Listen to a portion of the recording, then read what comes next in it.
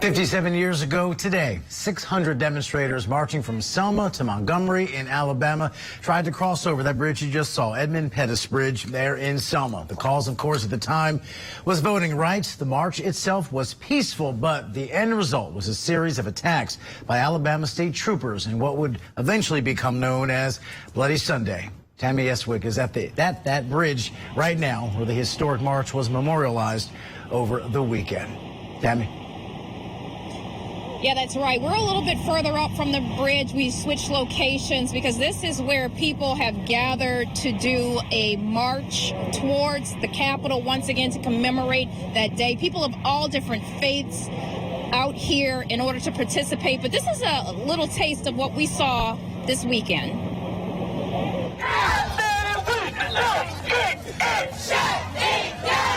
A strong chant and powerful history guide this group of hundreds of people across one of Selma, Alabama's most notorious landmarks, the Edmund Pettus Bridge. Alabama native Annie Kynard Hackworth says several of her family members were part of the 600 peaceful protesters beat up by state and local lawmen for daring to protest the right to vote. On Bloody Sunday, which was March 7, 1965, 5 of my siblings was on the bridge, and I remember my mother being in the kitchen crying, praying to God that she hoped that her children was okay to survive this. And as a little child, 10 years old, you remember that. You carried it with you for the rest of your life. Local laws in some states prevented black people from voting, even though the federal government had already guaranteed that right.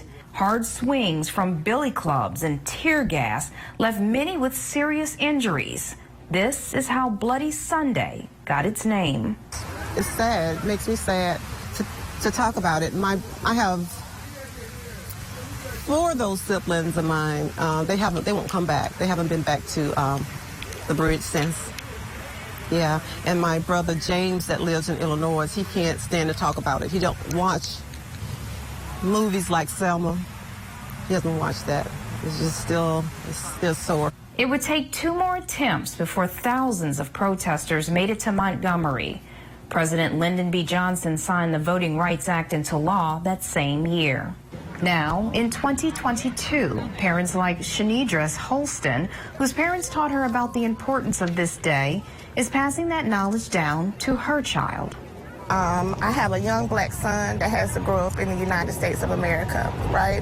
I feel as though it is imperative for him to understand where he came from so he can know where he's going. And when he circles back around and we get to the seeds that I'm sowing right now, I want to be there to celebrate as well and walk with him on this very bridge again, I hope.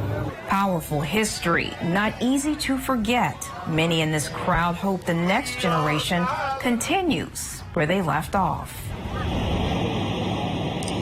And Rob, passing that knowledge down seems to be one of the themes of this weekend and even today. Now, this group of marchers are going to head up the street.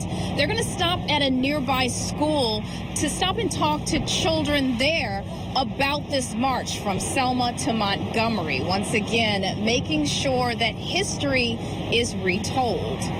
Back to you.